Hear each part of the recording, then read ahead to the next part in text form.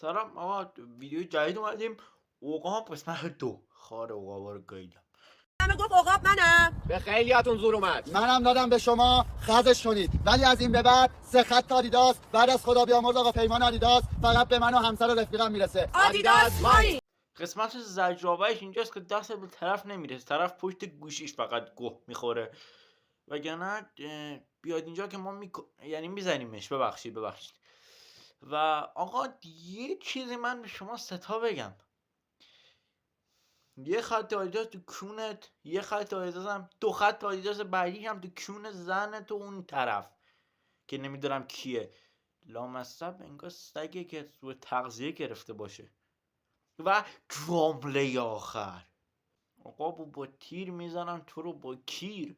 Susmaz gönlümün yarası, tükken Allah'ın belası.